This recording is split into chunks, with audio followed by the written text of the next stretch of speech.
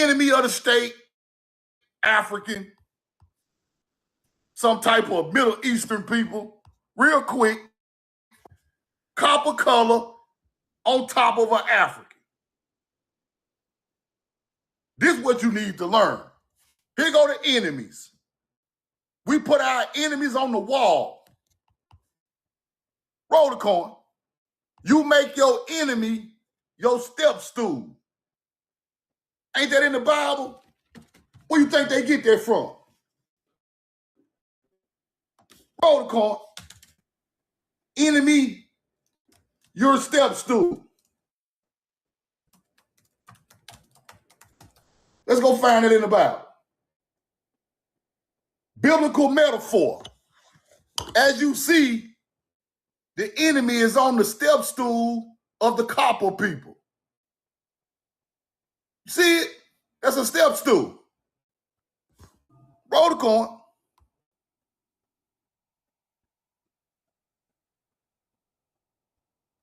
Let me show you something.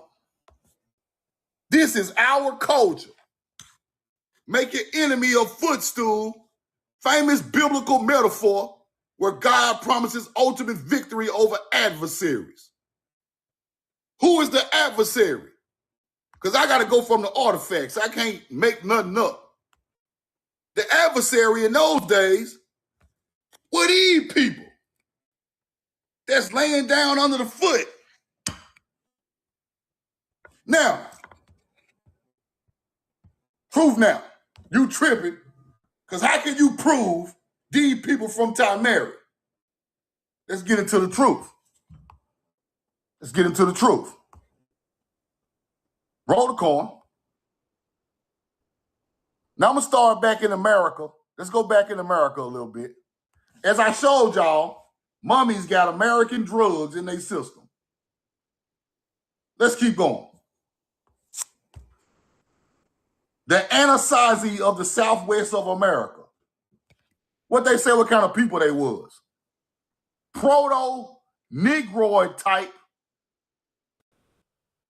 Proto-Negroid type ancient Anasazi basket maker mummy. This shows melanated people in America in BC times, and they know he was Negroid. They know he was Negroid. Roll the coin. These real receipts. We been here, people. We the first agriculture people. Let's keep going. Watch this. What would they say now?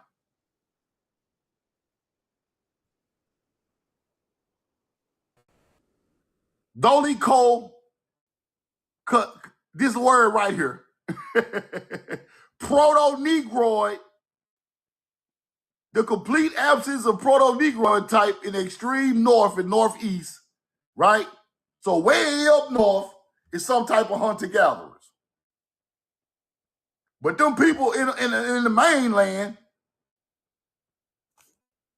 are Negroids. Roll the coin.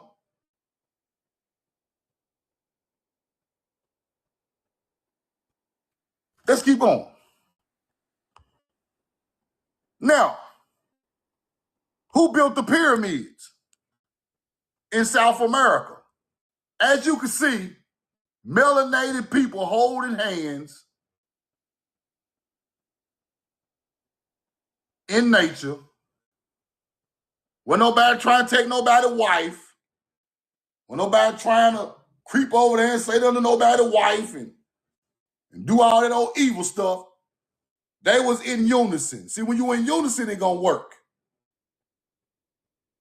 What did these people build, Truth? As you can see, Huaca de la Luna, Peru. Huaca de la Luna, Peru. The inner brick wall of the Temple of the Moon. Now watch this. What did they build? Huaca. Huaca de la Luna Pyramid. This shows American culture, melanated people on the wall, copper-colored people that built the same damn pyramid that sit right there in Peru. Stop acting like my people on this land didn't build no pyramid before Egypt had one. Stop lying to yourself. Do some real research. Go look at some real artifacts. Quit tricking yourself thinking that this is some shit made up in our mind. No. Let's look at it one more time. Huaca del Luna, melanated people holding hands around the pyramid. They got on necklaces and everything. Look at them. Huaca de la Luna, Huaca de la Luna pyramid. Now, when y'all see this shit in Africa, you think it's African. That is Tamari people building a pyramid on the Nile, fighting against Africans and Middle Eastern people in the first dynasty. Now, where is this at, Truth? This is in Peru. This is in Peru. Roll the coin. Let's go back.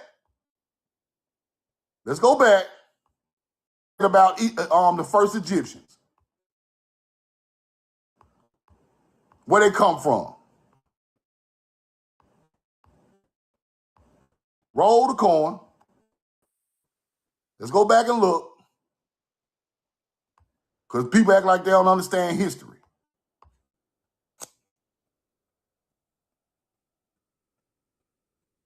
There was a civil war in Central and South America that forced Egyptians to flee from the Americas. They escaped to the east side of Africa. They named the capital city Haru, right? The city Haru was eventually called Jerusalem, and it had stood in the Americas. Ancient Egypt, Jerusalem in the Americas kept scholars quiet and peaceful. Haru is Peru, people. Peru is the house of Haru. Per in Egyptian means house. All they did was switch it. Peru means house. The house of Haru. Then they said it was high in the mountains. Did they say it was high in the mountains? Watch this. What they say it was it? Built in the mountain in South America. Built in the mountains of South America. Built in the mountains in South America. This it right here. 8,000 feet in the mountains in Peru, Machu Picchu. Now let me show y'all something. Y'all tell me what y'all see. Tell me what y'all see, because I could be tripping. I need feedback from the people.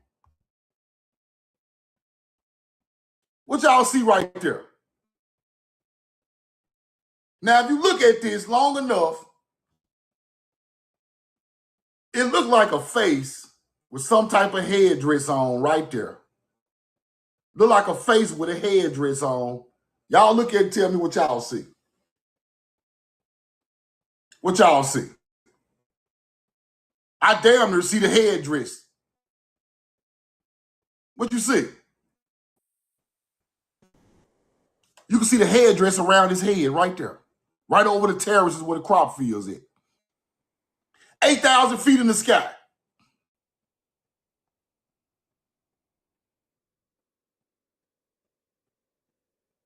Roll the coin. Now,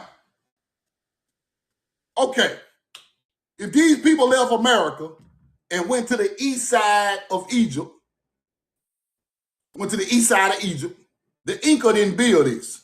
This is before the Inca. They try to act like the Inca built this. Ain't no way.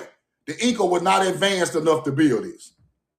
8,000 feet in the sky, shaped like a damn falcon. Nah. It's something right there, Rico. Now, Let's keep going. Roll the coin. This is what you got to learn. The Spanish were greatly aided in the conquest of Peru through alliances with the Mongol Tartar tribes. Mongol Tartars teamed up with the Spanish and pushed the rest of the original people out. These, the fake Indians and the Spanish mixing together, these are the ancestors of the people who are there today. Do you get it? These hunter-gatherer Mongols, Tartarians ain't build no buildings because Tartar is Mongol. They're teaching you backwards. They're calling the building Tartarian building so you can keep saying Tartarian, giving these Mongol people power like they built the building. Mongol is Tartar. Same people. They not the builders of no buildings. They are taking your history, giving you some type of mythology in your head to make you think Tartarians built buildings. When they are hunter-gatherer Mongols. It's the wordplay, people. Listen to the wordplay. Tartar don't mean nothing and we know the truth now. Ain't no Tartarian, ain't no mud flood, ain't none of this shit. All that shit is mythology. Your people built buildings going under the ground. That's why the motherfucker under the ground. It ain't underground because no mud floods all over the world. It's under the ground because they built it under the ground. Why you think you can go underground under a mound? Why you think you can go underground under a pyramid? We believed in the afterlife. Everything we build must go underground for the afterlife teaching. It's just common sense. What you think Duat is? What you think the path of souls is? It's going underground, people. Ain't no aliens under the pyramids, just us. Just ancient melanated people from Timeri. Ain't no spaceship down there. It's a real ship down there. No damn spaceship. Talk about a spaceship. It's a real ship down there. Made out of American wood. And y'all know it. Let's keep going. The great mound builders created the most ancient structures known on the planet, people. Quit letting them people tell you Africa built something, a land with stars before us. No. Sumerians, no. We are them people. Göbekli Tepe, no. The most ancient known structures on Earth, ancient mounds and earthworks on the American continent are documented to be older than the pyramids of Giza and esteemed monuments throughout the world. Ancient mounds are from a time immemorial with monuments reaching deeper into humanity's foundational past than any other structure crafted by man. The mounds you ride right by is the most ancient structure on the planet aligned with stars. Let me block you. Get your ass out of here. Then your name Constantine, I ought to come kick your ass. Your name Constantine, you hunter-gatherer. See, y'all's evil history has been taught around the world. That's why y'all claim y'all self Constantine and Apollo and calling y'all self sages, and y'all ain't shit. Y'all ain't no sage to me. Y'all don't scare me. Y'all don't know. If I know the truth, you can't do nothing. Only thing y'all got on my people is y'all got our history. And y'all used our information to try to oppress us. It's the only thing y'all got on us, bro. So when my people start to learn their real history, it's over for y'all. And that's the only power y'all got. Hidden history, and you use the power of the ancestors' history and you reciprocate it back onto oppressive people. That's what y'all doing. But that shit almost over with. I'm going to teach the truth. We're going to learn it.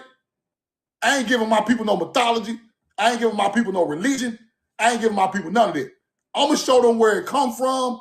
They're going to study it, and they're going to kick y'all in y'all ass one day.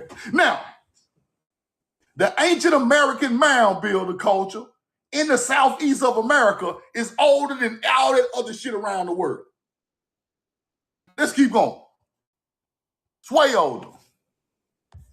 Now, the Atlanteans were remarkably innovative in technology and engineering, far surpassing other civilizations of the time. See, the real Atlantean, he knows agriculture, he knows astrology, he knows how to build a pyramid, he knows how to make bricks, he knows how to build structures with a royal cubit to make that structure stand up for thousands of years. They already studied nature. They come from the ancient mound building culture of America. They are different from Africans and Europeans. So now, when you know that knowledge, you must apply that to what history is telling you. You know somebody smarter than somebody else came from somewhere else. Now, when they mix, that's when the stories start to come from that side of the world. Do you get it? I'm trying to teach you so you can understand it, right? Now, they constructed major canals, harbors, dams, showcasing architectural prowess that surpassed Rome or Athens 9 millennia later, additionally than higher development. Let's keep going. Cultural innovations created by man. Certainly one of the most profound in its effects has been the invention of agriculture. This is where the knowledge came. This is where it switched up. This is what showed the real people, nature's people, from the fake nature's people. This when it got real. When agriculture people built ships and went to new lands, they came to teach nature. But they was getting attacked because the other people were low vibrational. Do you get it? So when we speak of Mesopotamia and the Ubaid Sumerian culture, that is an advanced culture from Tamari, taking knowledge to the Middle East, and they getting attacked by these Middle Eastern people, the same people attack Egypt. When you see an Egyptian culture rolling the corn on the Nile, they are getting attacked. These people ain't got no crops, no knowledge, no belief system, no morals, and your ancestors were trying to show you on the wall. In Egypt, on the walls, go research it. They're telling you that their ancestors come from the West, from Atlantis. Fuck what the other people told you. They told you. That's the problem. We got too many people making up history. The people who lived in that era put it on the wall. They the people had the records. The wisdom of Thoth. Guess what he said? We got a ship buried under Giza with all our records on it, all our knowledge on it, all our astrology. The Khufu ship was under Egypt, people, not a space shuttle, the Khufu ship. The Khufu ship brought our knowledge and people to that land. We buried it to praise it. Do you get it? Why would you bury a ship? Because that's the ship that brought us to this motherfucker. Do you get it? It brought a people and a records and knowledge to that land.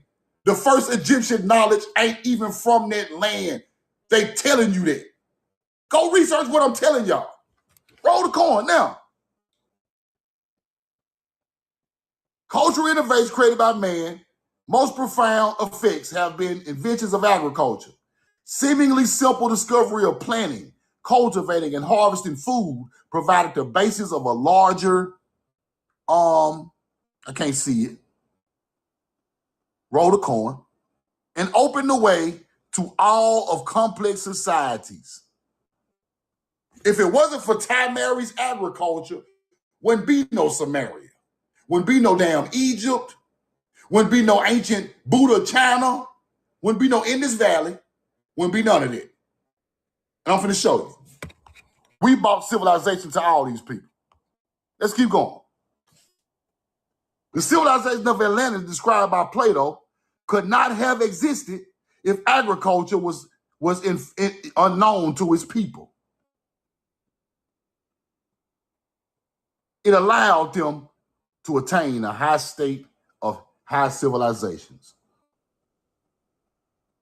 greatly enhanced the natural productivity of the land.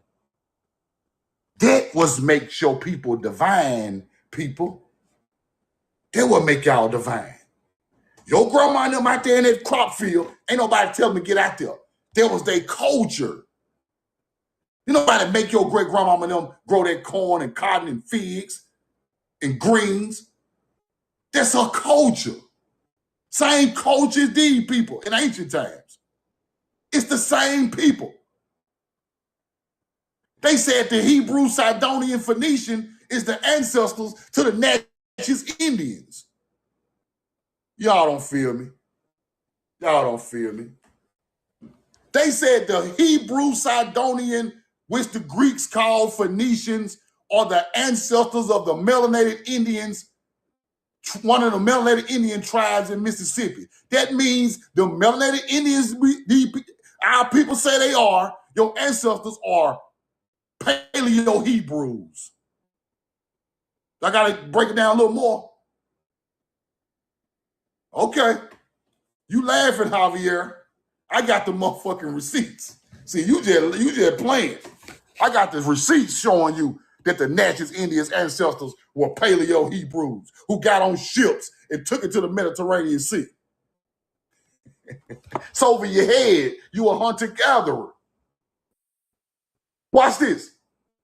The Egyptians were the only people in antiquity who were informed to the history of Atlantis. The Egyptians were maritime people, and the Atlanteans must have brought that knowledge to them. They were not likely to send ships to America. Africans do not send ships to America. Africans are not seafarers in ancient times, people. That's what you don't understand. They break the code on its own. Africans don't build no ships and go cross no oceans until later in history. We were already on this ship coming back and forth, bringing American copper, avocados, trees, everything to that raggedy motherfucker. I'm just telling y'all the truth. Crops, palm trees. We bought that over there. Citron became the Hebrew fruit. Then I teach you that. Let's keep going. The land was situated in the west. The Egyptians said the land was situated in the west. Hence, the tombs were all placed possibly on the west bank of the Nile to celebrate the ancestors who come from the west. They wrote this on the wall, people. This ain't nothing we made up. You need to read the Edfu text, stuff like that, the Eber Papyrus. You need to read that stuff. Go decipher them too. The Edfu text and Eber's Papyrus is telling your story. And it sounds real biblical.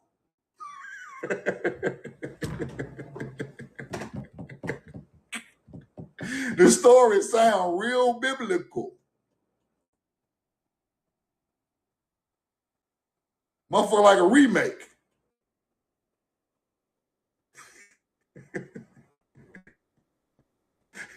Part 2 with the white people in the movie. Part 1 got melanated people in the movie. Part 2 got all hunter-gatherers in the movie. Now you think the hunter-gatherers are the people who bought civilization. No. No. Let's keep on. We found proof of the descent of the Egyptian from Atlantis in their belief of the underworld. The land of the dead was situated in the west. Hence, the tombs were placed on the west side of the Nile, right? The underworld was beyond the water. The funerary procession always crossed the body of water where the tombs were. on the west bank of the Nile. The Nile was crossed where they on eastern shore, possession past Sacred Lake. Now, let's keep going. Kinti Amenti, foremost of the Westerners and ancient Egyptians, the chief of the Westerners, not the Pharaoh, the motherfucking chief of the Westerners. Kinti Amenti, let's pull that up and show you who this is. He's the chief of the Westerners. I ain't got to pull it up. I got the receipt. Don't worry about it. Whoa. Oh, my goodness. Osiris, Kinti Amenti. Kinti Amenti, the chief of the Westerners. Osiris is the chief of the Westerners. The resurrection of Osiris with the corn mummy, the crops. This is an American teaching. Ptah Sakhar Osiris is a corn mummy. You get it? Let's go see how he look. Because they taught you this stuff was African. This ain't got nothing to do with them people. They learned all that shit from us. They took our culture and ran us up out of there and act like they the ones who built it. No, I ain't gonna let history go out like that. History ain't going like that. Not on my watch. Roll the corn. We ain't going for that weak ass shit. Kinti Amenti, Osiris from the tomb of Thebes, the chief of the Westerners. Roll the corn. The chief of the Westerners. Okay. We get it.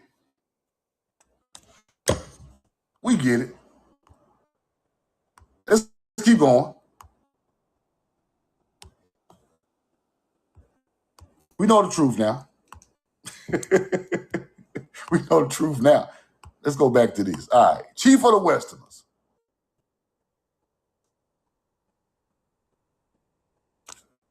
Underworld swallowing the greatest catastrophe.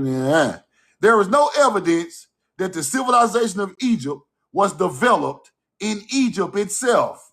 There is no evidence that the civilization of Egypt was developed in Egypt itself. It must have been transported there from some other country. Damn.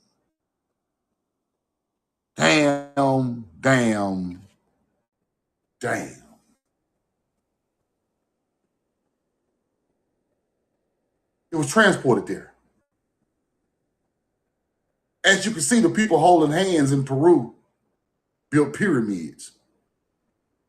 That's our culture. So when we drop a pyramid in Saqqara, the pyramid of Doja, that's our culture on their land.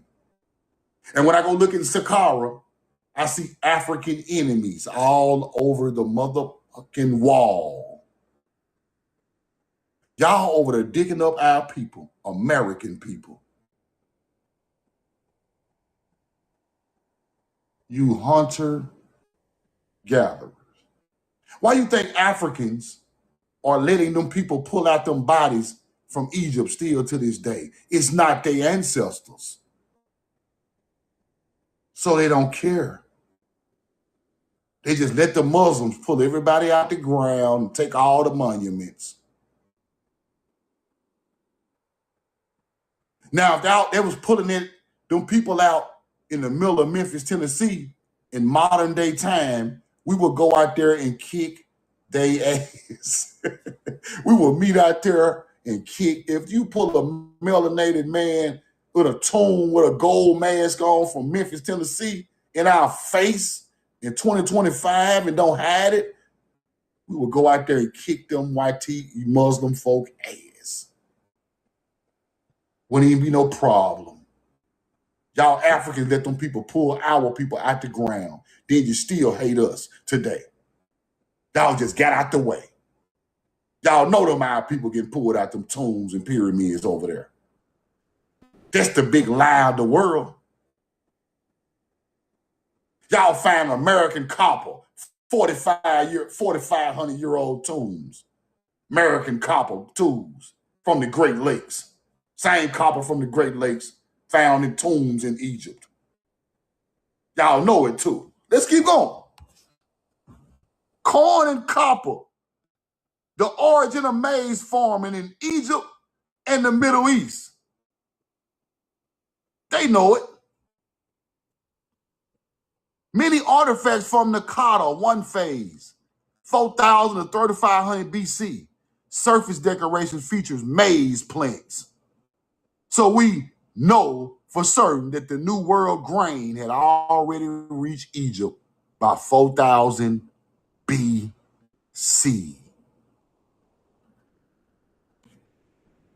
They was pulling stuff out of these places with corn on the motherfucking pottery. They won't even tell you that. You know why? Because that's when we gonna know them our people, and y'all and killed them and dug up all our people graves. Y'all gotta hide the sin of what y'all done to our people who traveled over there long before history. So y'all play on us and teach us it started all in Egypt. All these Billy Carsons, all these African teachers, Dr. City, and them other old ass niggas. I ain't got no respect for it no more, bro. Y'all ain't no master teacher. Y'all are master.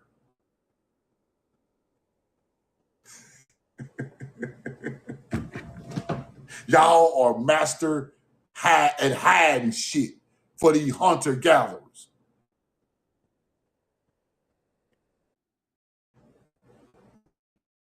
The tide is shifted, bro. I'm after all y'all, Nick. By myself, I ain't trying to be your friend. I ain't trying to do no podcast with you. I ain't trying to kick no knowledge with you. Why? You owed our people way more than what you gave them, bro. You gonna die an old man that didn't go deep enough and teach the truth to your own people. That's how I look at you.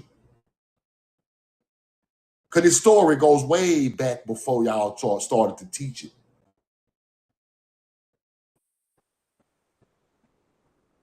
All y'all alien teachers, y'all gonna die an old man with the ancestors kicking you on your ass. Because you know better. This type of research you got to go find. Somebody say something like that, you got to go find.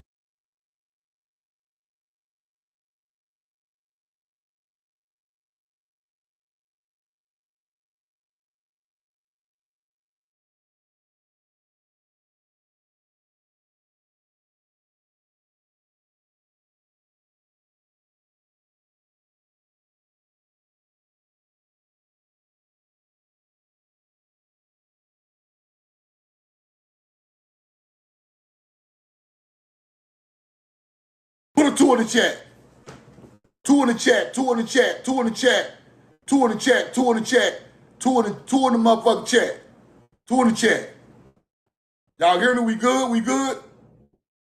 These people say in 4,000, 3,500 BC, surface decorations featuring maize plants found on the Nile River.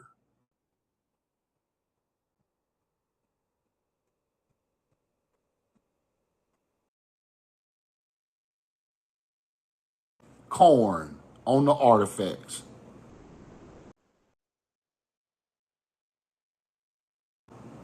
These are our people over there farming, teaching them people spiritual as the chief teaching. Then you name the city Saqqara after the Falcon of America. The first pyramid on the Nile is in Saqqara. People. Roll the corn. Let's keep going.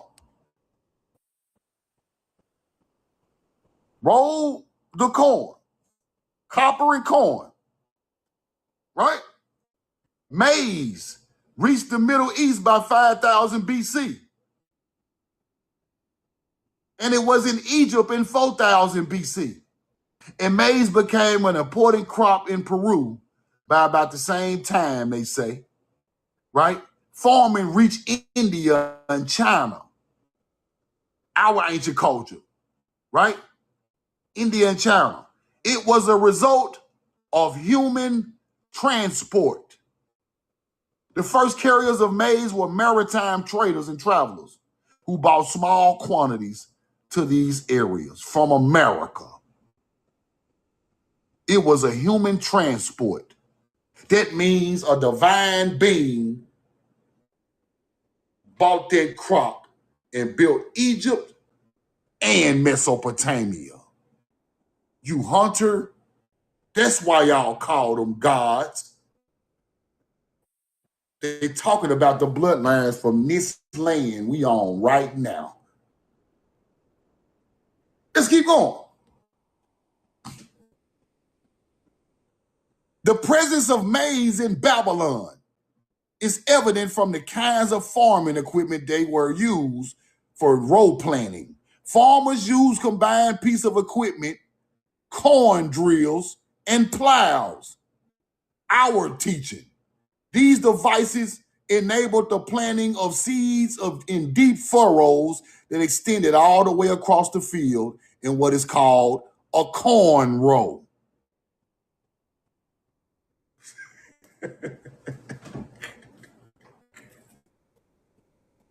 Corn rows in Mesopotamia, y'all. We getting deep now. Now, remember this word, furrows. Deep furrows. Remember that word? Look what else they did. They had an ancient method of irrigation and deep seed planting are suitable for small seeds such as wheat, barley, millet, grow best of the fairly dry fields. Stylized maize cobs can be seen practically everywhere in the hands of genies as a decorative motif on ancient motif. Corn cobs in the genie hand. Who the genie is?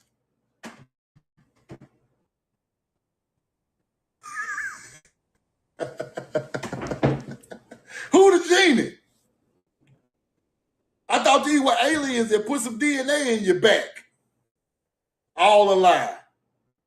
Doggone. Galileo ate the gun, rolled the corn. Nimrod. Is that Nimrod? Oh, okay. This is a Tamari man holding the corn, and they made they made them gods in history. And aliens. Roll. Do you understand what I mean, roll the corn? This is what I mean. Let's keep going. Now, here's an Olmec statue with Galil at the gun. Dagon.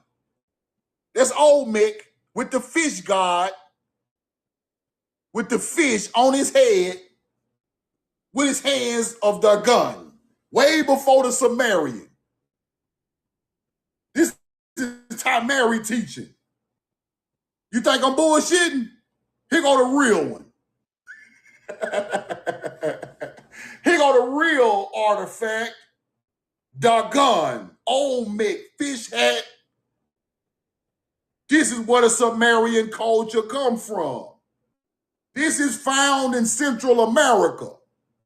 Not Mesopotamia, not Central America. This is found in an Olmec ancient city in America. Fish hat, Dagon, as you can see here. Now you see where it comes from. Our ancient culture civilized the world, people. And I'm going to put the receipts in line so you can't not understand what I'm showing you. You take this and you teach the truth. We are the divine people from this land that took divine knowledge in agriculture and shipbuilding and structure building to their land. We were on the planet before they was. We were connected to nature. They were not. Papa Arrow, this is the best teacher you're going to get it ever. You're in the right place. Roll the corn. Let's keep going. They go to maize plants on the now, offering tomb of Niket, 1424 BC. The tomb of Niket of Pharaoh. Now, what the hell is this? What's that right there on the wall? What? That look like a husk and a piece of corn. Now, I don't just take surface information. I don't just use surface information for my teaching. I go to the wall, nigga. It took me years to find this picture. I'm finna show you. Because it's hidden. Here go the same picture out that book on the walls. It's turned backwards in the book. But here go the same pictures on the walls in Egypt. What the hell is that? You can play with yourself all you want to. Why is corn in Egypt in 1500 BC? It was already there before that. Ain't that corn right there? You see the kernels on the damn cob.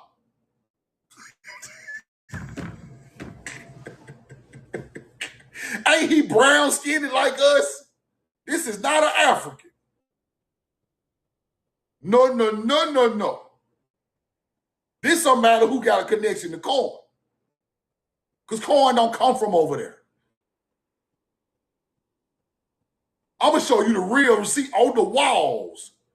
So when you visit Egypt, y'all find the tomb of Niket and go in there and get them damn pictures. It's still there. Unless they take it off of there, because truth now showed you the truth. They will do that too now. They evil. Let's keep going. Let's go back to the Sumerians. Sumerian accounts suggest that the Anunnaki imparted knowledge, including agriculture, to humanity. Agriculture to humanity. This sharing of knowledge would have been directly enable humans to cultivate the land and develop agricultural practices. Now, Enki, Anunnaki, is credited with overseeing the draining of marshes, construction of dikes, digging of irrigation systems, and connecting canals. These actions were fundamental to creating fertile land suitable for agriculture, essentially furrowing the furrow, like I told y'all, corn seed planting, the land in a wider, more impactful sense than just tilling it. You just don't till the land, you furrow it for the seeds. Corn has to be furrowed. You can just throw wheat out there in the field. You got to dig a small hole in the ground, put the corn down in the hole for it to grow right. This is ancient knowledge of the divine. You learn it in Tamari. You don't learn it in the Middle East. We are on a desert land, irrigating their rivers to make the ecosystem black land, Kemet, to roll the crops. You must know that. You just don't pop out your mama knowing how to furrow the corn. Your ancestors teach you that. Your people teach you that. So them people who pulled up from through the Mediterranean Sea to Mesopotamia from America built the Fertile Crescent. The people who turned the Nile River black built the Nile. They weren't even from there. They were from another area in the world where crops was already rolling thousands of years before they got to this area. Tamari. The Egyptians called themselves Tamari. The Sumerians got a city called Mary. Do you get it? If you think I'm lying, you better go Google it.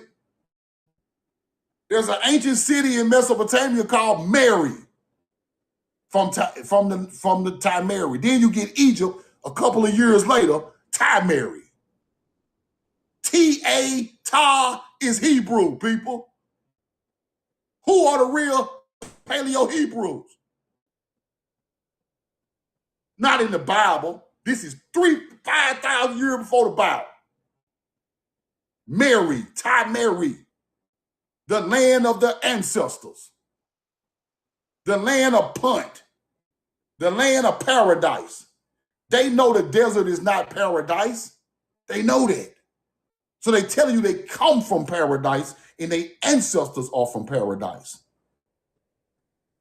That's what they really trying to teach you. Let's keep going. Listen to them. That's all you got to do is listen to them.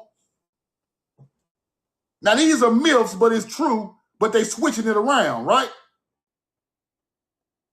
They try to say Anunnaki created humans to serve as laborers, including working in the fields and mines. This implies that they instructed humans in a necessary skill for agriculture, including preparing the ground for planting. Them ain't no aliens, people. It's not alien teaching. It's a more advanced person who was on the planet way before these humans who knew all about how the earth worked with astrology. So what you do is, when you come to a new land, you teach humans your ancient knowledge of planning for agriculture, your ancient knowledge for building structures, astrology that goes along with the agriculture. You are a more advanced being than them. You're way more connected to the planet. You have morals, standards. You work hard.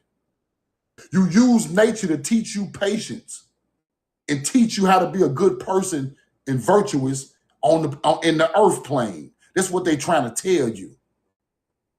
They were teaching these barbaric people a new skill and language and way of living. That's what the real Anunnaki story is. They're not aliens, right?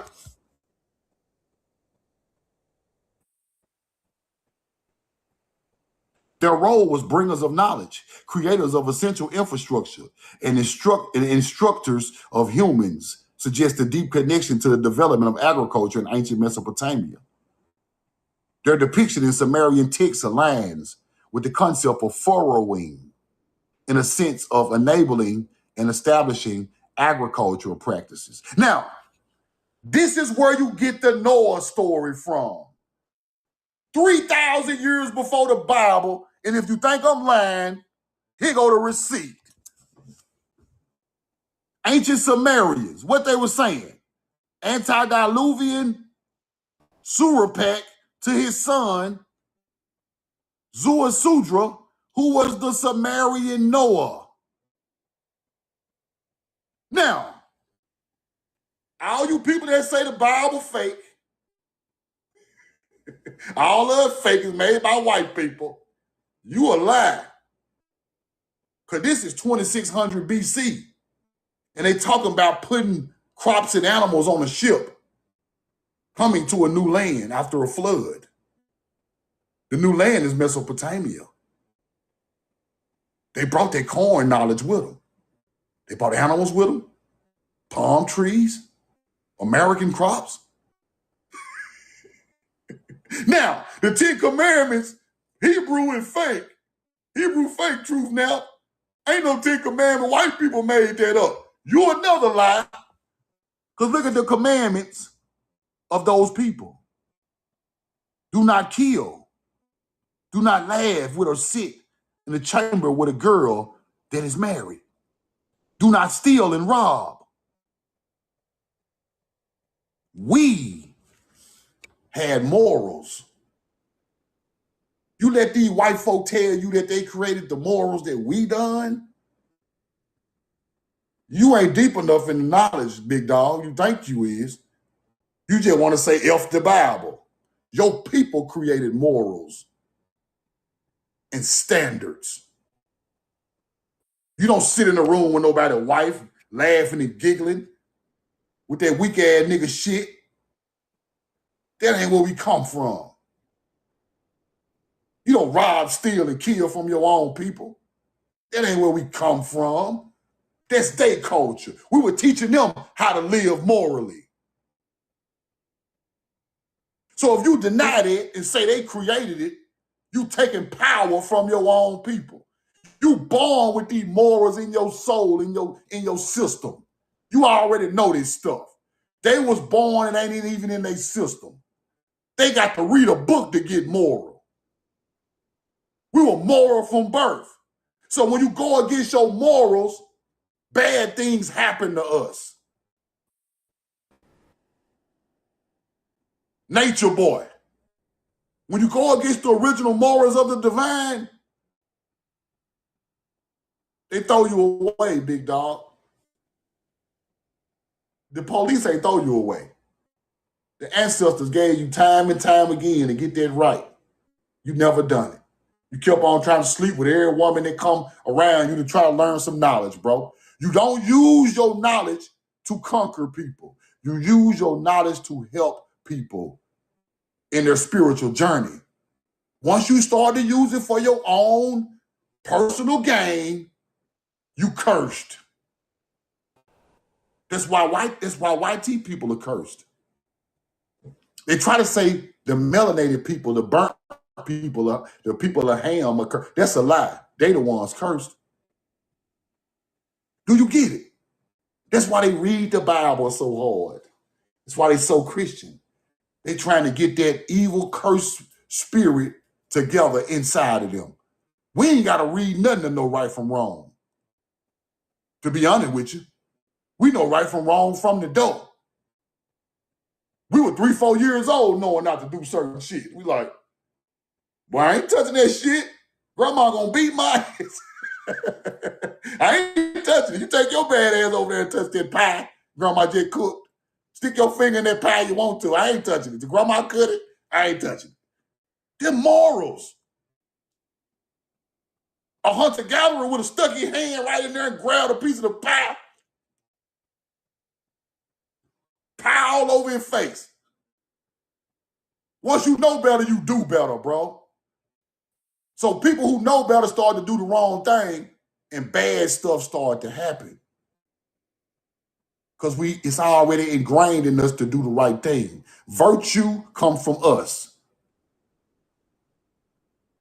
In 2000 BC, cultures in Africa and Europe didn't even have a language, people.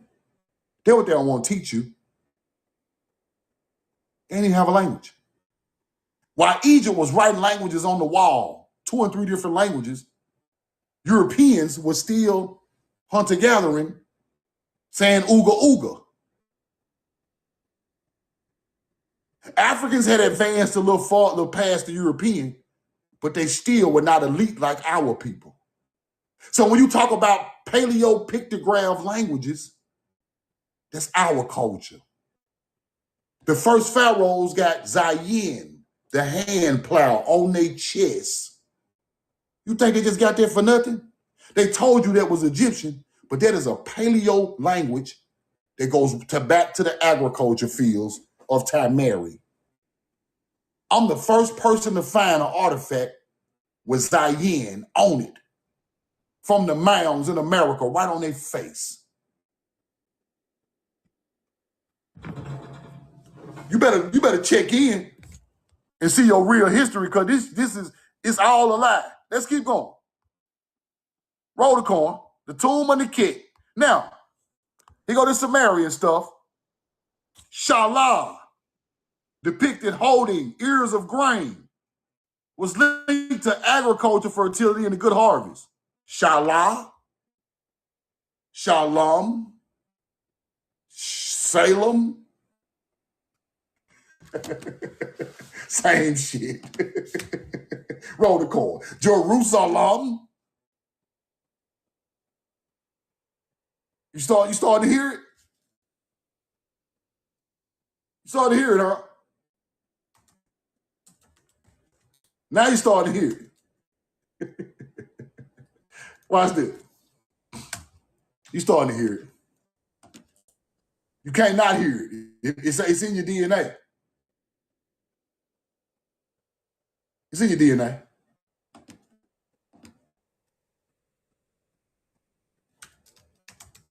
Once you hear it, you'll never forget it again. Once you hear it, you'll never forget it again. Shalah, Shalom, ancient Sumerian Shalah for Virgo. Okay. Once you hear it, you'll never forget it again.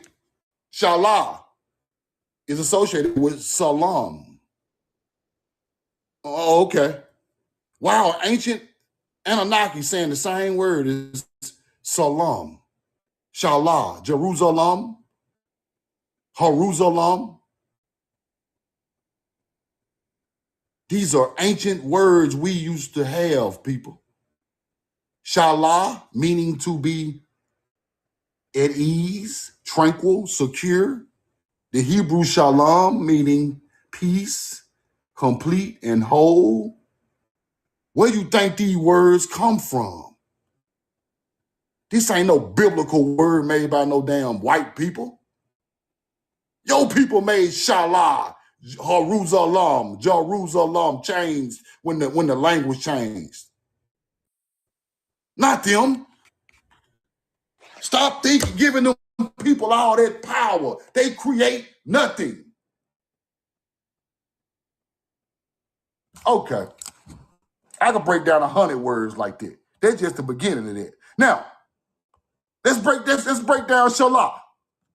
She holding a good harvest. She holding grains.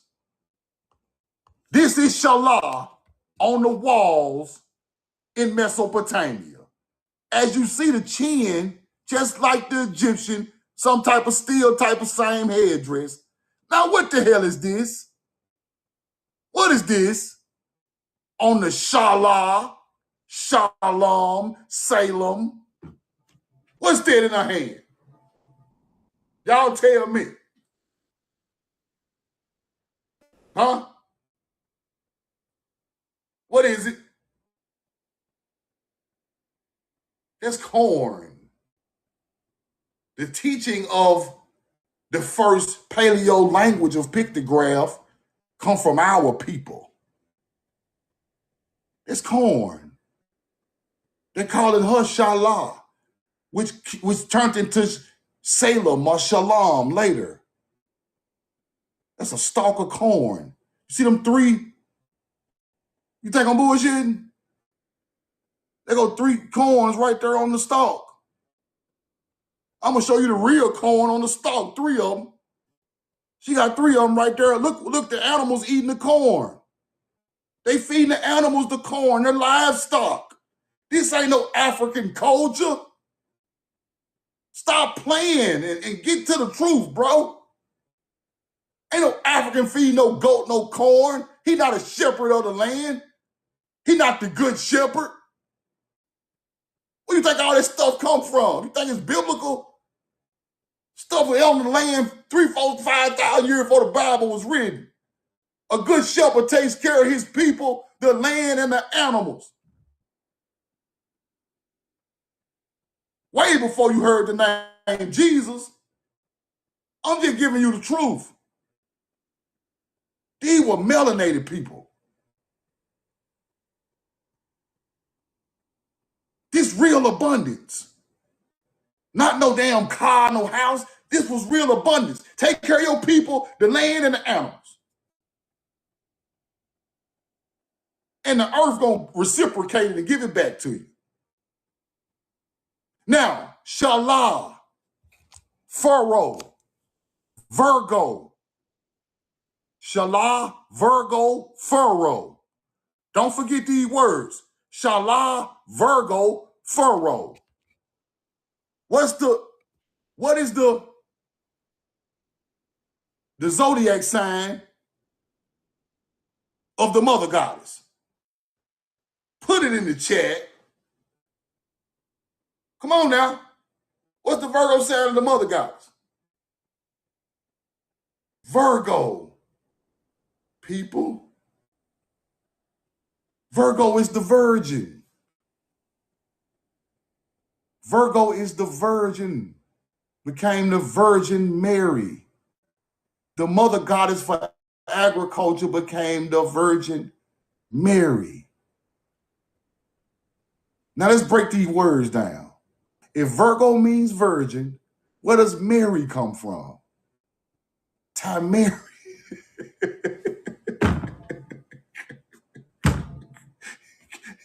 All you gotta do is listen. The Virgo teaching from Mary. Virgin Mary? Ain't no real Virgin Mary, people. They're talking about Virgo in a Mary teaching. I told you a town in Mesopotamia was called Mary. Then you name Egypt Mary. Why is Mary still popping up in all these cultures? The face of the Sphinx is Virgo. The body is Leo. You start to understand it? The mother goddess is the protector of the river and the harvest. So after the spring, after the summer, the mother goddess Virgo protects what was created. That's why you show the baby in the hand.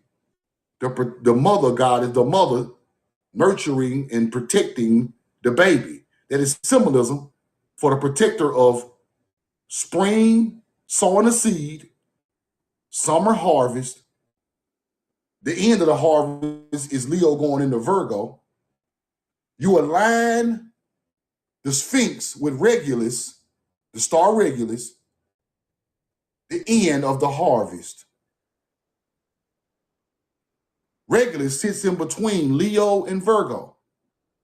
That's why you make the lion's body with the woman's face facing Regulus. Truth don't know what he's talking about. He just is on here talking shit. I can prove it. Sphinx, that is the point of the Sphinx.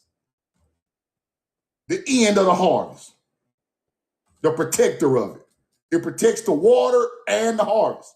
Sphinx is aligned with Regulus. Ain't no damn Thoth, ain't no Tahuti, ain't no none of that. Tahuti teachings is just the teaching of sickness. That's all it is. That's all it is. Roll the coin.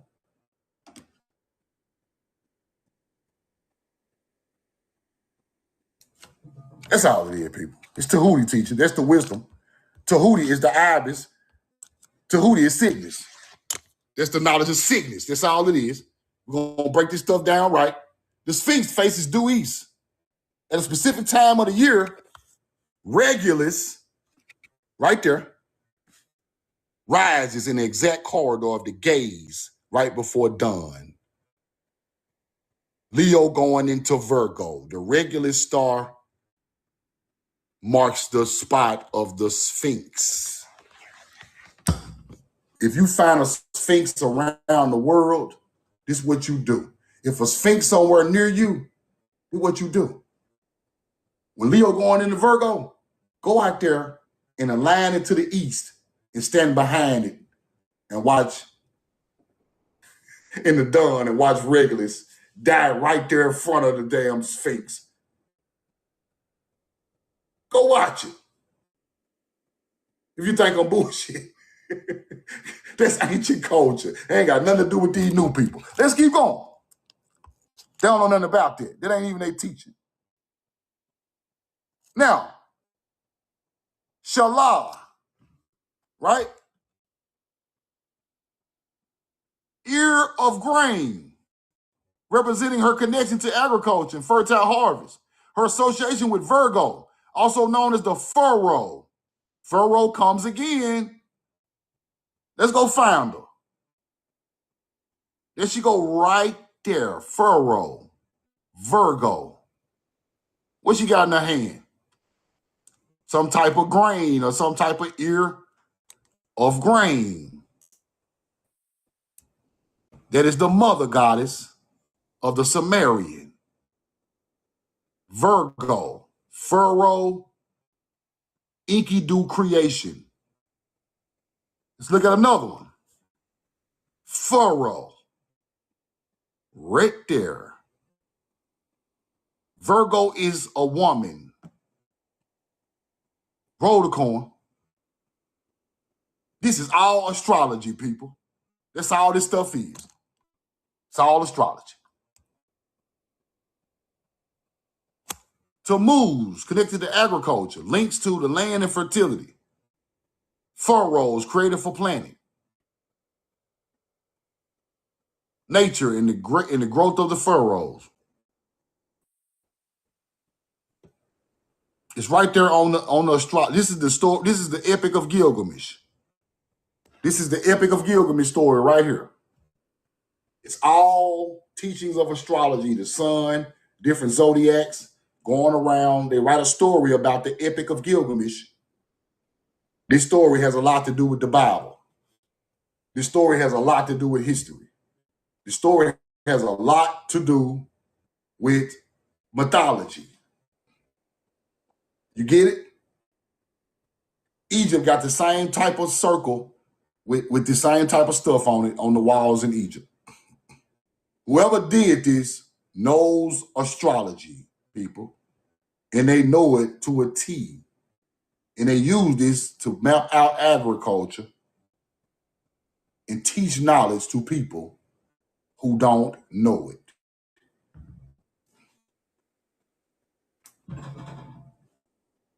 This don't mean they from outer space. They are using the only clock and calendar they got in ancient times to align with what's going on the ground. But this comes from agriculture. That's why they done it. Now, roll the coin. Now,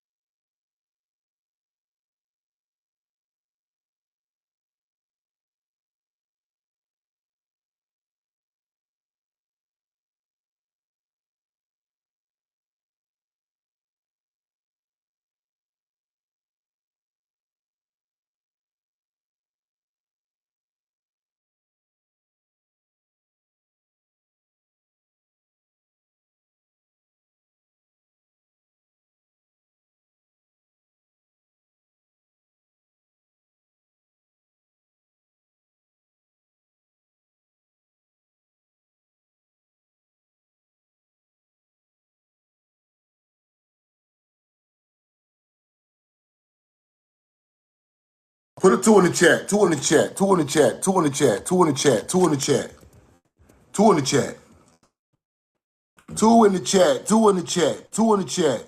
Y'all hear me? We good? We good? Now, this is an artifact from ancient Mesopotamia, right? Now, you see the circle and the dot. That's a yin. But they got a bird head right there, representing the bird, man, just like the mound builders in North America. They got a bird head right there. Right there. They got the eye, they got the mouth. They got a bird right there. Now,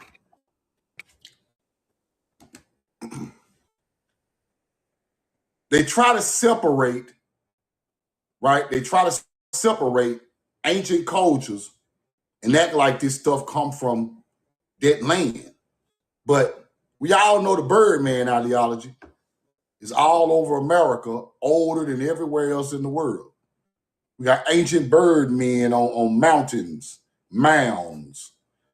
Mounds in America got the Birdman right at the center of the inside of the mound in Georgia, aligned with equinoxes. So now we know, like, let me show y'all in Peru too. Show y'all in Peru too, with the bird carved in the side of the mountain. This is the same culture. I don't know if I showed this before, but some of y'all might not haven't seen it before. Right there. This is Machu Picchu, so-called Jerusalem. They go to bird mouth right there. They go his eye. They go to his head dress. They go to wings going back that way. You see it? 8,000 feet in the sky in Peru on the mountainside. Y'all see it? Machu Picchu. That is ancient melanated people's structures, people, in America. This stuff really there. You see it? They go to bird's mouth. They go his head. They go his eye. They go to wings. In America. Now, y'all see it? This is one of the most beautiful places on the face. When I tell y'all, listen, this is the most beautiful. If y'all take a vacation and able to get out there, please go look at this stuff. Please. It's amazing. It's in the top of the mountain. The city is shaped like a falcon, people. And they got birds carved out of stone on the mountainside. Faces carved over the top of the crop fields. Megalithic stones. He go to wings of the falcon in the city, the top of the city, with a monument right here where the head of the bird aligns with the solstices and equinoxes right there. This is Haru ideology, built in a city in the top of the mountains in South America. Beautiful. Ain't gonna get no more beautiful. Ain't nothing like this in the world, people. That high up in the mountains. In the old books, they said the Egyptian bloodline left here and went to the east side of Africa after fighting some type of war with some people. Now, I keep telling y'all, now, if these people come from from South America, and go to Egypt on the east side through the borders of the east side of the port or the east side of the Nile, and they say they fought a civil war against some people, who are they fighting against? People. And they take their teaching with them as they go to Africa. Then they end up fighting them again. Right? Let me show y'all that receipt one more time. Cause we gotta get some type of understanding out of this stuff, right? So if it says they fought a civil war in Central and South America, forced the Egyptians to flee from the Americas, from the mountains in Peru. Who are they fighting against? It got to be these people, y'all. It got to be these people right here. It couldn't have been Africans at that time in America. It was some type of Mongol. We didn't fight Africans till we got to Africa. But Mongols are them people. I'm telling you. Some type of Mongol people fought us and we left there. Then we end up fighting Mongols and some type of Middle Eastern people or African once we got to the Nile. It makes perfect sense. It makes perfect sense. Now, Genghis Khan people, great point. Now, let's start looking around at what people are teaching. Now, since we know a little more history, all this Amaru Khan, all this bright-skinned ass teaching, all this Thoth, the Atlantean, Amaru Khan,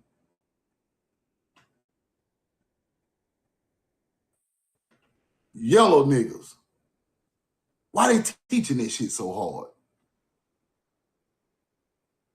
Y'all looking at it the way I'm looking at it? Are y'all understanding what I'm trying to tell y'all without saying it? They are teaching a certain history of a people that attacked our people. Because Genghis Khan is the Mongols' forefather. It's a beautiful hijack of a culture. It's a beautiful way to act like them people got something to do with our building. Excuse me. It's a beautiful cap. Like we say in Mississippi, dope popping. It's a beautiful cap game on the internet.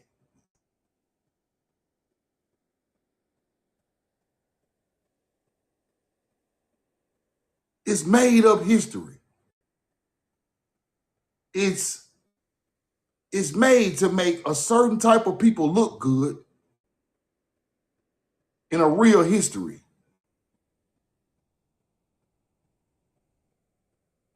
Y'all get it? I know I ain't tripping.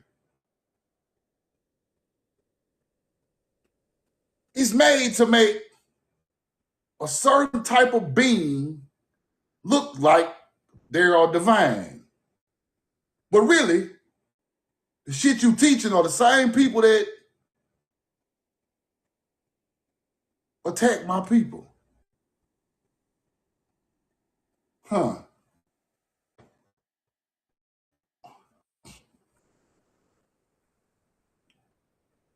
Let's use common sense. If the Mississippi River is where these bloodlines come from, well, that's where it come from, and they start to move out, people are attacking them people. Somebody messing with these people. Instead of talking about wars and wars and wars, who is attacking? We've been there, we had already been there and built these civilizations thousands of years before they came. Then they started to come. The Khan people. The damn Horde tribes. The Mongols. The shit on the walls all over. The Mayans got it on the wall, Olmecs, Egyptians, Mississippians fighting motherfuckers. Who are they fighting? If they living in peace. Horde, Siberian Mongols, Horde tribes. So how you think they leave the Mississippi, they go build structures at the top of the mountains, the cliff dwellers, same people, Anasazi, we start building, putting corn way up in the damn sky to get away from the hunter-gatherers. Shalom, Salem, peace, people. We were the peaceful people. We were getting attacked. We had no reason to attack nobody else. We were balanced in nature. We already got crops and water and knowledge to how to grow everything we want. We don't need nothing. So therefore, we don't hurt other people because we don't need nothing from other people. Let me get deep real quick, bro. It's a difference between need and want. We want love. We want it. Right? But we can feed and take care of our damn self. See the difference? Let me say that again for the people in the back. We want love. We want it. But we don't need nobody to feed you or take care of you. So our people was out to give love. We didn't need nothing else. Peace and love for the land and the people. We just wanted to show love. You get it? We didn't need it. done it because we was in a good position. And when we show love, evil people take advantage of it every time. You don't use love as a thing to get out on the people. That's what people are doing. They're using divine knowledge of love and they're not even, you get it? So we self-sufficient. All we got left to do is teach love and harmony and show you how to grow crops, show you how to be abundant. But people think they know everything. They don't listen. Somebody done this stuff before you who can teach you better than what you know. It's just, so our love for people, land, and our people mixed us in with these other people, and they backstabbed us every time. Now, we leave the Mississippi River. I got books that say they were attacking the tribes on the Mississippi River, hardy tribes. We start to move, breaking into smaller tribes. But the Mississippi Delta is the homeland, I'm telling you.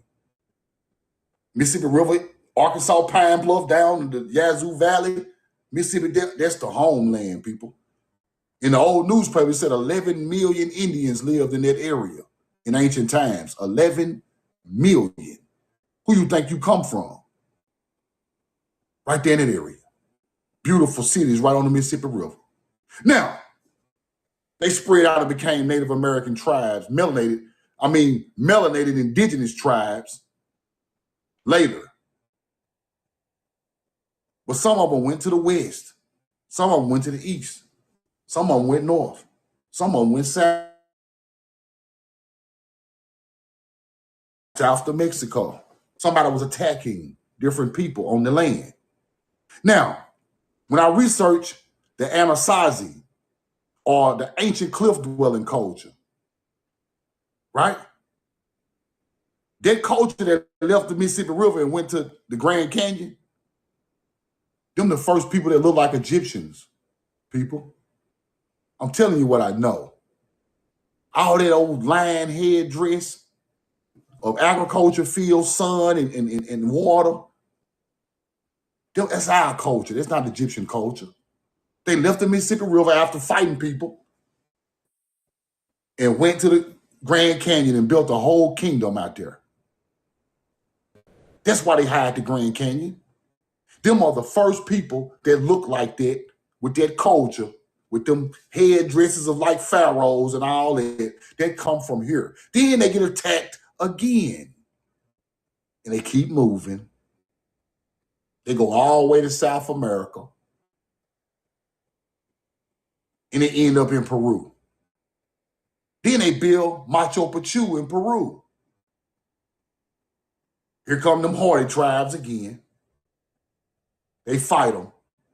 They get on ships and go to the east side of Africa. Wadi El Jarf is the port. They said American wood was at the port of Wadi El Jarf on the east side of the Nile, where they built American ships right there on the coastline, bringing wood back and forth.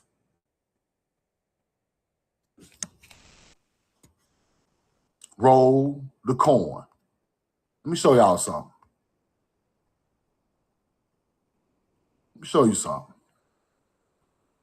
Wadi El Jarf.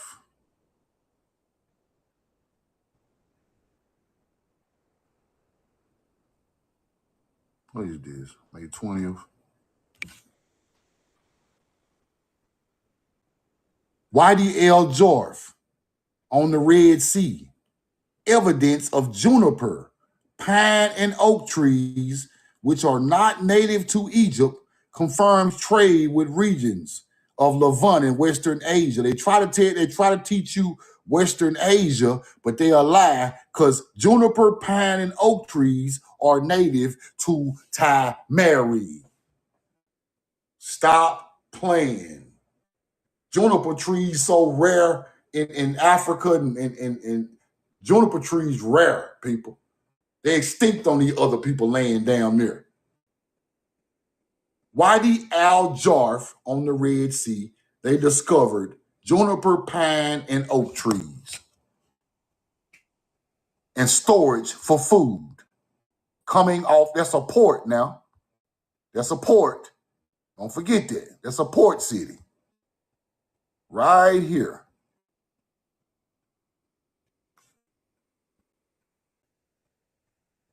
See that?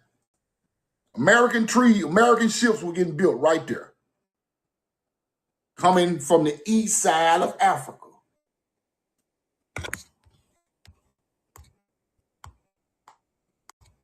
Hold on. Juniper, pine, and oak trees are widely native to America.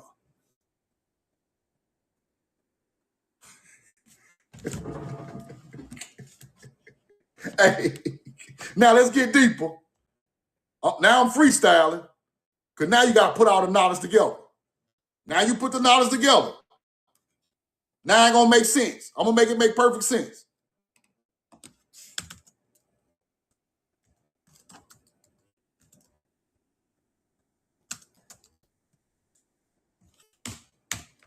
Let's make perfect sense.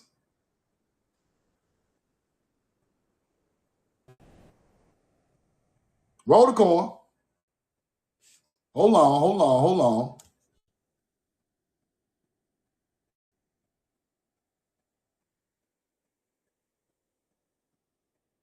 Now, if the teachings of Thoth said that the records, the astrology, and the agriculture came on a ship and they buried the ship under the pyramids, what's the name of that ship? What's the name of that ship?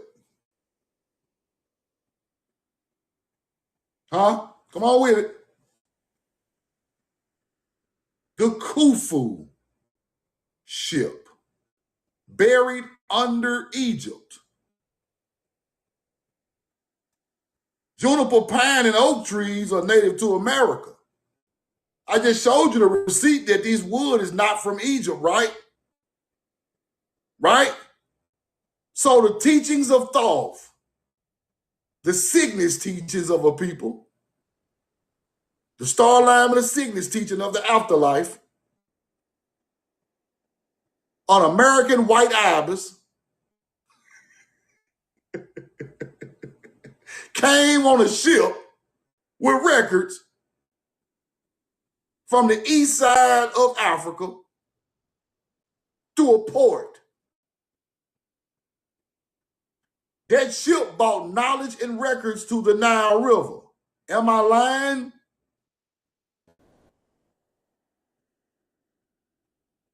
That ship bought, they try to teach you, Billy Carter trying to teach you his egg shit. I mean, I'm looking at the comments. Billy Carter trying to teach you it's aliens. The ship under the Nile. Nah. The ship under Egypt is Khufu ship. Now, if juniper, pine, and oak trees are native to America, what the hell the Khufu ship made out of? Hull planks made of prized cedar wood. Juniper, cedar, Khufu ship.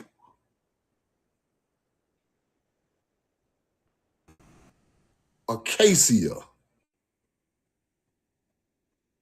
Okay. American history is on that goddamn ship.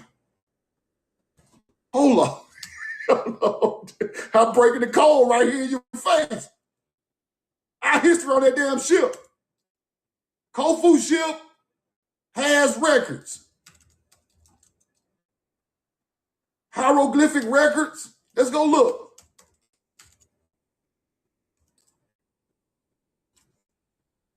Hold on.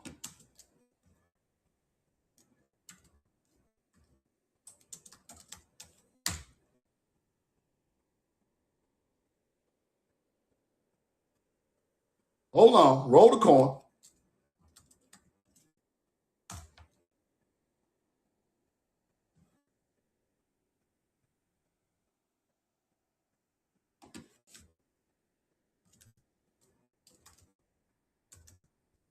We know the truth now.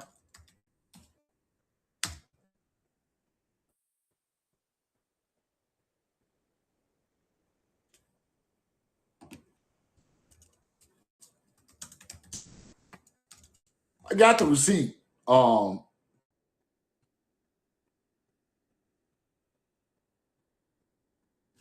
got the receipt while y'all trying to hide it now. Y'all be these computers be listening, changing information. I already got the receipt. Now, Waddy L. Jorf, and I ain't even pulled this up. Waddy L. Jorf unearthed papyrus records of a boat inspector's log. Waddy L. Jorf, the east side, like I just showed y'all, got papyrus records of the boat inspector's log. That means somebody traveling the damn ocean got a log at the port where the damn Khufu ship come from. And they took that Khufu ship to the Nile and buried it because it was sacred to them. It got them to Africa.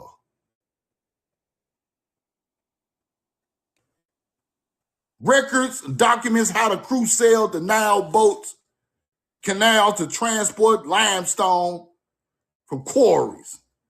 We wrote all the records down.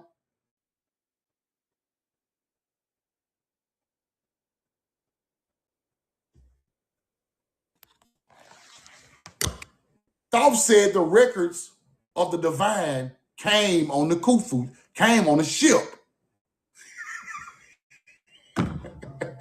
The wisdom of, that's what he's trying to tell you. Pyramid building, agriculture, spirituality, nature's teaching, Sakar, the first falcon, knowledge came, the ibis knowledge of the afterlife came on a boat.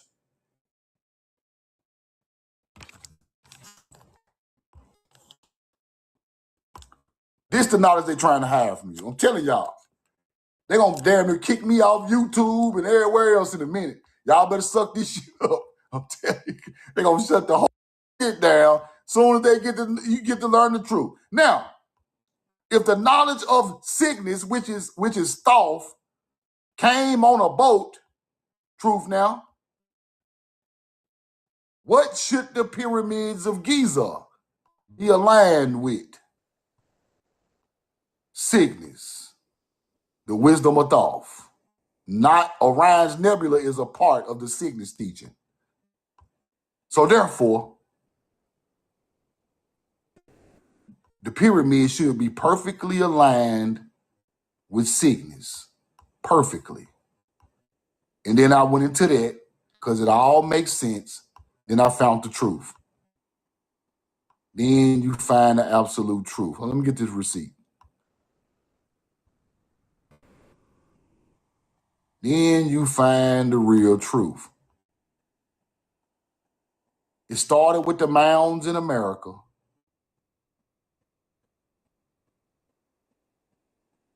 It started with the mounds in America. Now you get the perfect alignment with Cygnus, with the tomb of the birds, right there at the pyramids of Giza.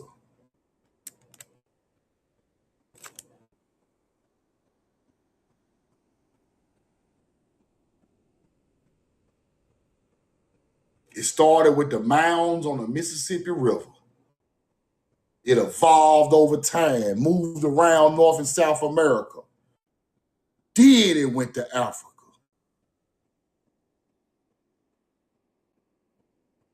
You get it? The Neb and the bottom star alignment are mounds, people. The middle is the middle of Cygnus. Put the coin in the chat if you understand what I'm trying to tell you. Put the coin in the chat if you understand what I'm telling you. That's the deepest correlation you're gonna ever hear. Now let's go back to Mississippi. Now you must go back to the start. Now you must go back to the start of the bloodline of these people. Just because they left the Mississippi River prehistoric times and got smarter and smarter and smarter, and they ended up on the Nile because people pushed them off the land fighting them.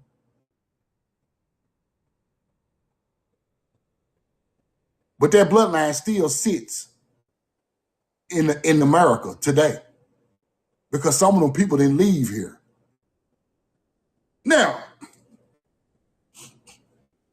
them your ancestors. Now, American mounds align with Cygnus. We all know these mounds are older than these pyramids, right? We all know that.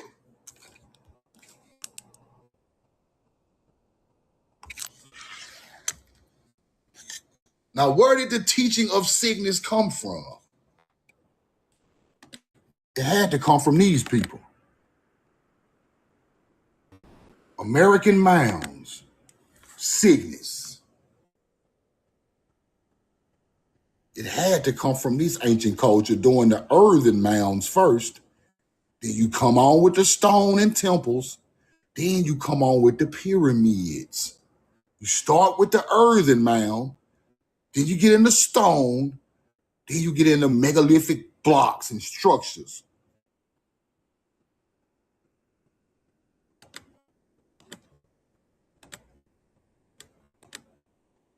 There goes Cygnus.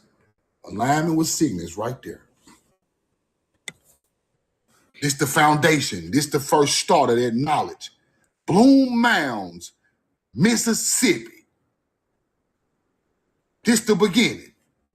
I don't give a damn what none of these folks teaching on the internet. They don't know enough. They act like they do, but they don't know. Cygnus sits in the Fitzhugh Mounds. Louisiana ancient mounds designed to send souls to the stars.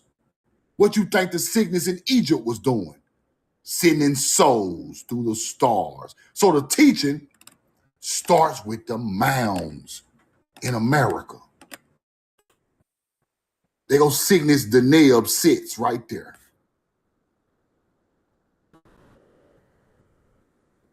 Now, let's go look at the middle culture. Since you got the first culture, let's go look at the middle culture. Did the old mix? This is how you got to study it now. Know about the Cygnus.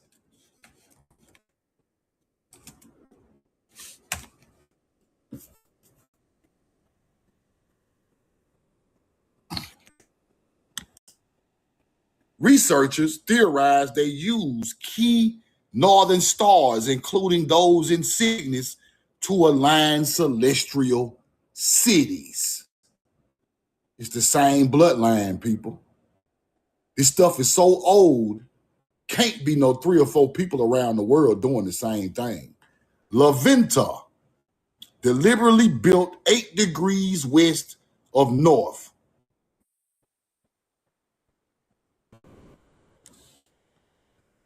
Let's pull that up. Hold on. Olmec pyramid layouts were designed as astronomical observations to track the movement of stars, including what, my baby? Cygnus.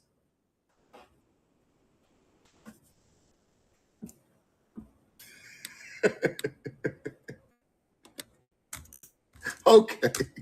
All right. All right. Now you're getting down to the real truth. Right? Yes, ancient Mayans. Naked eye astronomers were aware of the stars of Cygnus. Then later on, you get the Greeks using the swan.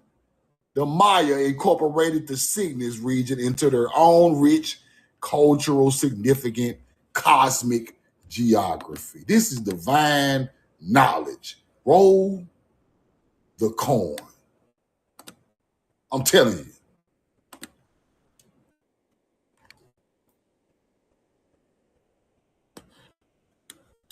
We know the truth now.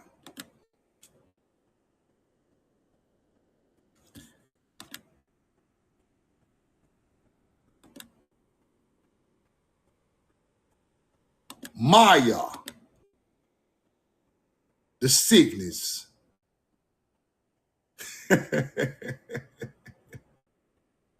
Maya, the Cygnus. Laventa, where the Olmecs was. Central Star in Cygnus. Olmec and Mayan astronomy. Beautiful birds, 7 macaw. Come on now. Roll the coin. We know the truth now. The Cygnus mystery all over the world. They know it. The Cygnus bird, 17,000 years to when the constellation occupied the pole position in the northern night sky. Cygnus is the root to all world's religions. Cygnus is the root of all world's religions. The Greek had Orpheus, who played a harp. They're standing for Cygnus and Lyra in the sky. Orpheus became who? Jesus over time. Go read about it.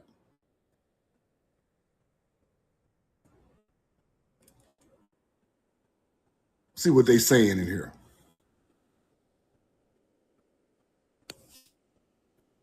The earliest Paleolithic times, the star Cygnus were seen as the gateway to heaven. Shamanic journeys, Native American funeral rites, the alignments of prehistoric standing stones all pointed their way to the sky world, except the Milky Way, or imagine the cosmic axis. This belief shaped cosmologies around the world, influenced sacred architecture from avenues in Britain to the temples in Mexico, Peru, and India, and lie behind all major religions to this day. That's enough for the day. That's enough. Roll the coin. Now do you see where these words come from, these so-called paleo words come from? Now you see where everything come from.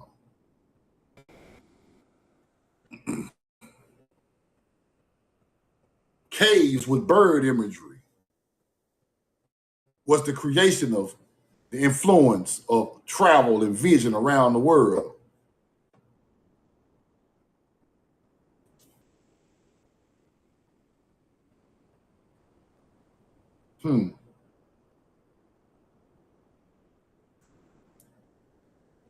Using astrology, dynamic understanding of spiritual wisdom. His groundbreaking work takes us to the heart of the ancient mystery and the front lines of a battle over the force that changed humanity's course. When somebody started teaching it, it changed humanity's course. It gave people a belief system. It gave people a teaching, right? Now, the oldest alignment with that Cygnus on the ground is in America. All them stones over there in Europe is not older than the alignment with Cygnus on the Mississippi River.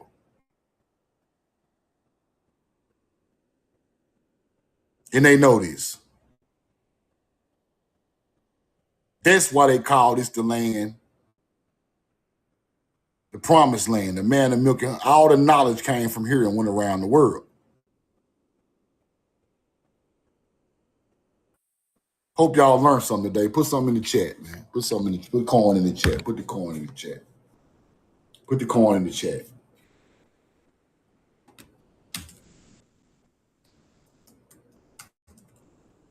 Let me show y'all something. This is why I like to show y'all that symbolism, right? Show y'all the symbolism. Orpheus and the harp. That's why I like to teach y'all that, because this stuff became religion over time, right? Put the coin in the chat. Y'all go subscribe to my YouTube if you ain't, man, so you can, because a lot of more teachings that go with this. Okay, the Greek. By the time this knowledge got to the Greek people, Orpheus is a legendary musician who received a golden lyre, an ancient harp from the sun god Apollo. Now,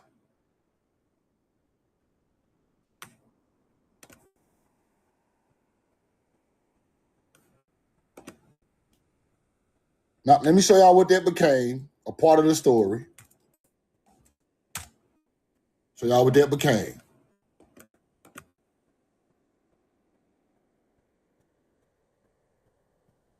Early Christians didn't literally believe the Greek figure Orpheus became Jesus. Instead, because Orpheus and Jesus shared themes like the descent into the underworld, defying death, and taming souls, early Christian artists often used Orpheus with his harp as an allegory disguised for Jesus. What does Orpheus and his harp in the underworld got to do with sickness?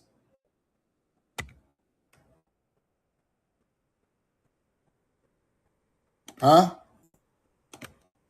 Over time.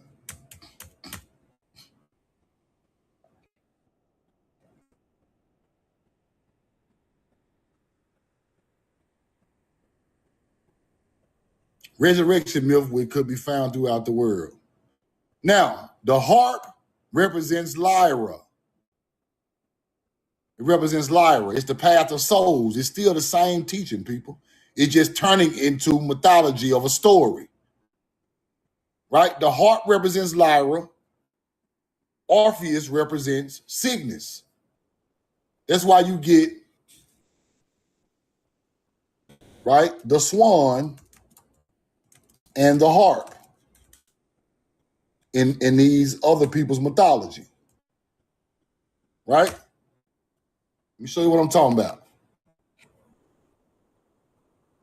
So you start to get shit like this, right? See that? The swan and the harp. Then you start to get the Jesus teaching about the swan and all of that.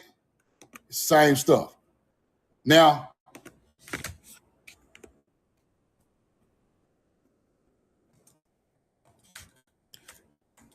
Trauma Triangle that floats over America. Swan, harp, eagle.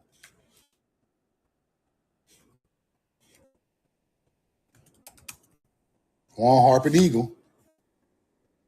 And you get it right here. And this is what you get. I ain't mean to do all that. Oh, I ain't trying to do that. Find something better. Summer Triangle, right? That's where all this stuff come from. Right here. Roll the coin. Right here. Right here, people. Once you learn this right here, you know everything you need to know. They go to harp, they go to swan, they go to eagle.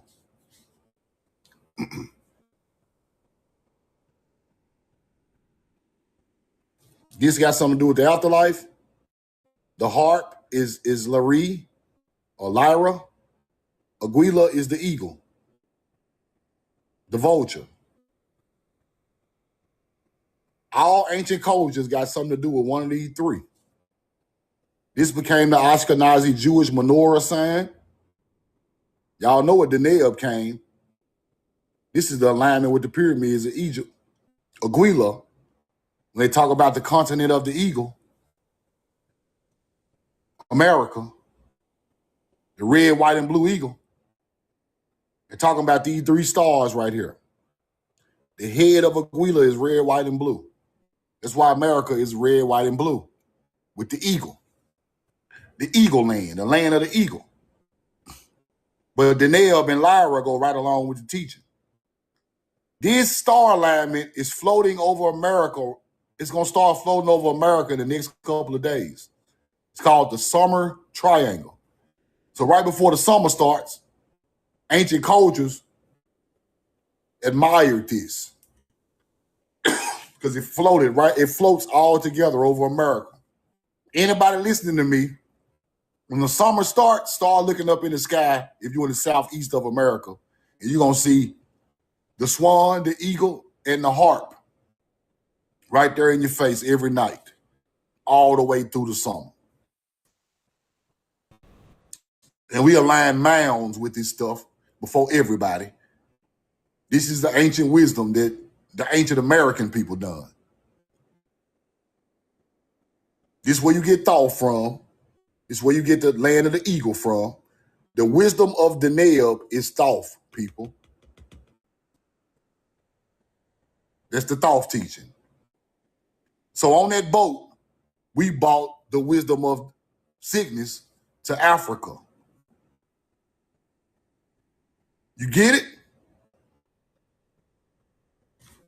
Truth now just lying. I don't know what he's talking about. All right, let me show you. You don't know what you're talking about. He just making shit up. Okay. Simple questions. Is thought associated? Simple questions will break the truth for you with Cygnus. Simple questions. Let's go see. Let's see if thought connected to Cygnus.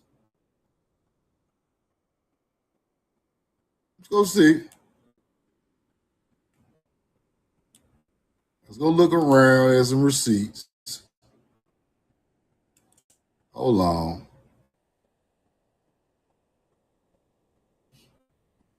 The wisdom of thought.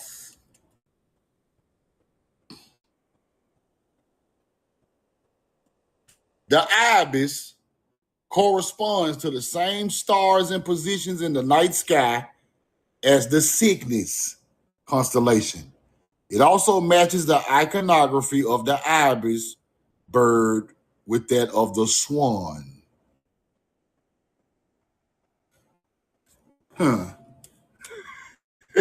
Okay. Cygnus were associated with different constellations before the stars and the swan of the ancient Greeks. Now, so really, the God of wisdom is the teaching of Cygnus, the wisdom of Cygnus, right?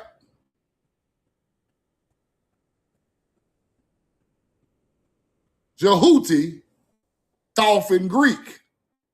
The constellation Cygnus has been since ancient times, perhaps as far back as the ancient Egyptians, spanned thousands of years to 3000 BC when it hit Africa, right? That is the teaching of Thoth. Same stuff, people. And when Thoth told you they brought that on a boat to Africa, you better listen to them. Because they're talking about wisdom of the Cygnus coming to Africa on a boat, and they buried it under Giza. That's what they're trying to tell you. Get it? Y'all get it? You got to go to the right spot to see the stars.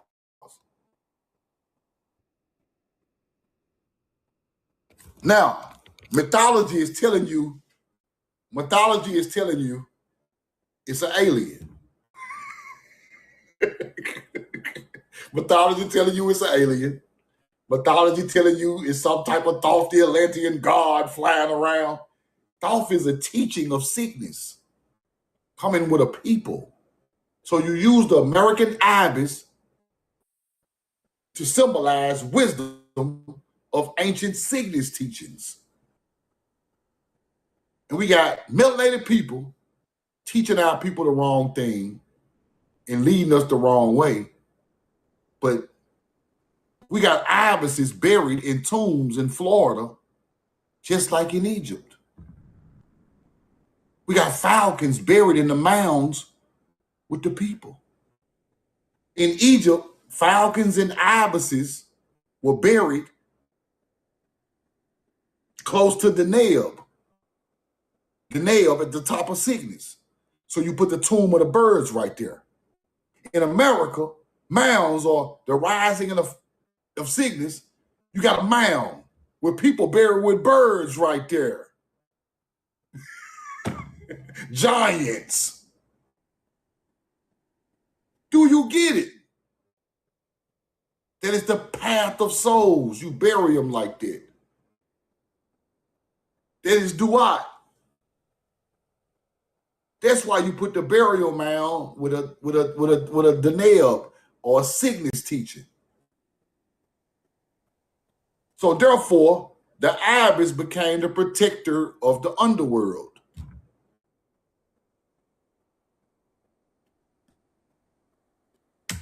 Now in Egypt, the tomb of the birds, falcons and ibises buried in a mound aligned with Deneb with the pyramids.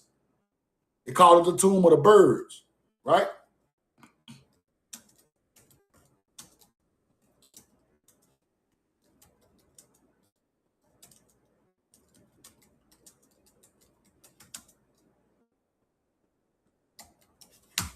Right?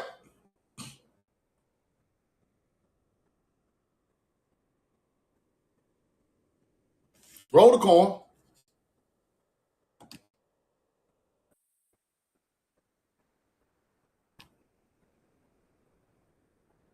Now, let's go look at a mound in Florida. The bones of a juvenile white ibis indigenous people collected during mid to late June to coincide with the summer solstice feast, right? Old shell mounds buried ibises in Florida. White ibises in Florida used for sustenance and ceremony. Incredibly ancient species of ibis in Florida buried in a damn mound. Ancient earth pits filled with ibises. What do you think they're doing out there? They got ibises out there. Just same thing Egypt was doing. It's the same thing Egypt was doing. Now let's go look at the tomb of the birds. I showed y'all on the other on another live how that part they talking about was aligned with Cygnus. Them shell mounds in Florida aligned with Cygnus, just like the pyramids of Giza. Tomb of birds in Egypt. Ibis is buried in a mound.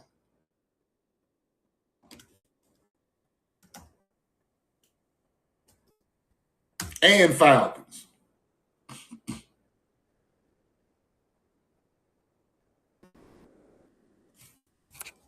Now, millions of sacred ibises were mummified in a burial underground catacombs to honor Thoth, the teachings of the ibis, the teachings of Cygnus, the god of wisdom and writing, tomb of the birds in Egypt, aligned with Deneb. Same thing in America. Aligned with the star Deneb.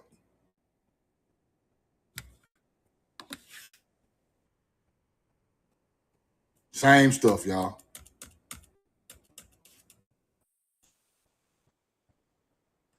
See it?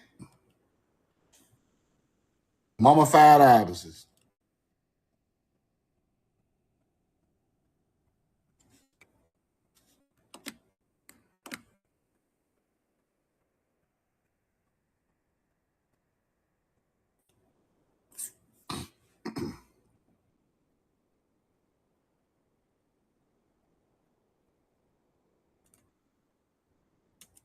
Stuff wild now. The truth way bigger than the lie. Roll the coin. Bird mummies. Ibises.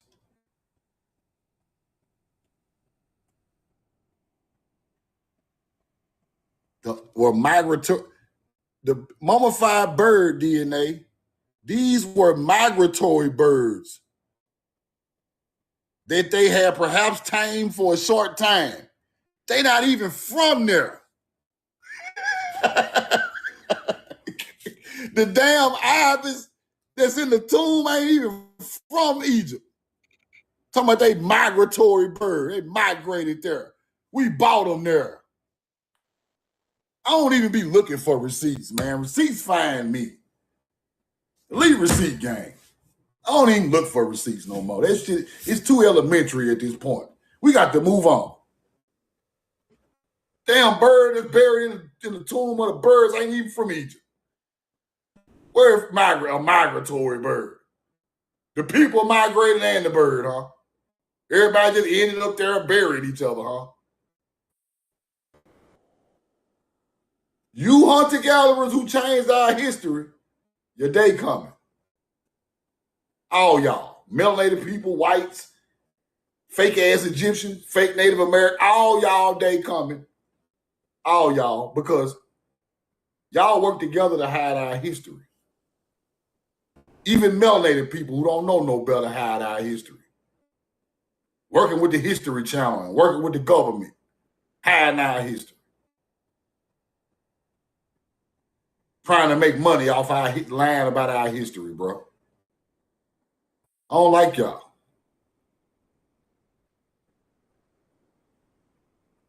Trying to blame, we got melanated people trying to blame the Bible for our demise. These people been at us before the Bible was ever written.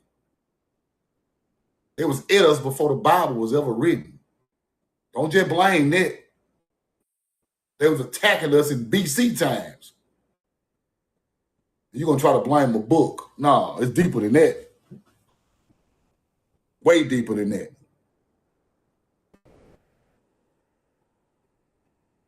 So now we got to study it and look at it another way. We got to learn another way. We got to learn what the truth, the exact truth is. Everybody in on this, people. Everybody in on this hiding of our information. Because it shows we taught them everything. It shows we built all the ancient cities. It shows our crops and teachings changed the world. It shows that we created the languages. It shows that we wasn't at war with each other. It shows that we worked together. It took thousands of people to build the mounds in Mississippi that worked together, people. It couldn't have been no beef out there. It take 4 or 5 years to build a massive mounds in Mississippi and Georgia and Alabama. That shows you work together to do it. That shows unity, peace and harmony in nature. That don't show you killing each other and fighting. You can't get nothing done, killing and fighting and not communicating. You can't get nothing accomplished like that. So people who built these structures had to be working together in harmony. Ain't no way around